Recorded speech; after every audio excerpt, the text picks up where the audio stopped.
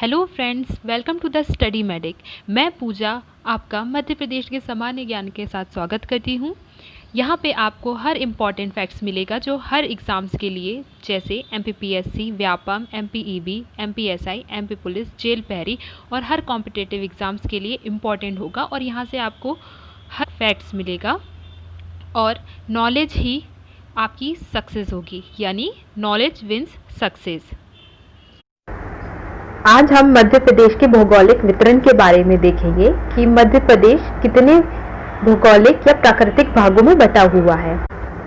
यह 7 भागों में बटा हुआ है। जो पहला है मध्य भारत का पठार, फिर है मालवा का पठार, फिर है नर्मदा सोन का पठार, फिर है सतपुड़ा मैकल श्रेणी का पठार, फिर बघेलखंड का पठार, रीवा पन्ना का पठार, बुंदेलखंड का पठार।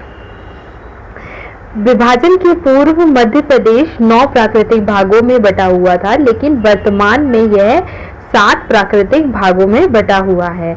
तो पहला है मध्य भारत का पठार, जो हम अभी देखेंगे कि मध्य भारत का पठार किस प्रकार से विभाजित या उसका विस्तार है।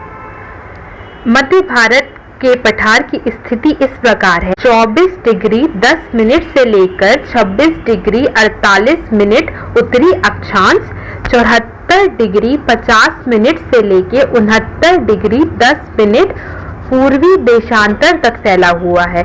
स्थिति इसलिए पढ़ते हैं क्योंकि अगर जैसे कभी हमसे जिला पूछ लिया जाता है, जैसे MPPSC में एक बार जबलपुर की स्थिति पूछ ली गई थी, उसका अक्षांश और देशांतर रेखा पूछ ली गई थी, उसी प्रकार हमारे लिए यह पढ़ना जरूरी है। इस प्रकार अगर हम पठार की स्थिति देख लेते हैं तो हमको यह पता लग जाता है कि जबलपुर इधर स्थित है या श्योपुर इधर स्थित है, कि ये इसकी बीच में ही आएगा। इसका क्षेत्रफल कितना है? 32,896 और यह पूरे मध्य प्रदेश का कुल 10.68% है। तो इससे हमें इजीली हो जाएगा याद करना अगर हम यही चीज मैप में देखेंगे तो। इसकी जो जलवायु है वह कॉन्टिनेंटल क्लाइमेट है, यानी महाद्वीपीय जलवायु। यहाँ इस क्षेत्र में 75 सेंटीमीटर से कम वर्षा होती है, जिसमें भिंड जो है सबसे कम वर्षा वाला क्षेत्र है। कितना है? 55 सेंटीमीटर। यहाँ से चंबल रिवर होकर, चंबल नदी होकर गुजरती है और यहाँ पे चंबल नदी जो है वह जलोढ़ मिट्टी का निर्माण करती है, जहाँ पे जलोढ़ मृदा पाई जाती है। और यह यहाँ पर औद्योगिक केंद्र जो है वह कौन सा है? मालनपुर, जो भिंड में है। और यहाँ पे सहरिया जनजाति पाई जाती है। यहाँ इस क्षेत्र में कटीले वन पाए जाते हैं, वह है शीशम, खैर, बबूल जैसे कटीले वन पाए जाते हैं। कृषि उपज में यहाँ सबसे ज्यादा सरसों होता है, उसके बाद गेहूं।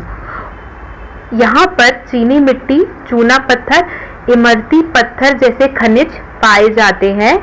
और यहाँ के जो पर्यटक स्थल है वह है ग्वालियर, गुजरी महल, सास बहू का मंदिर, तेली का मंदिर और हिंडोला द्वार। इस प्रकार हमने मध्य भारत का पठार देखा। अगले वीडियो में हम इसके आगे के पठार देखेंगे और इसके आपको प्रश्न भी मिलेंगे, ताकि आपको ये एक बार रिवीजन हो जाए।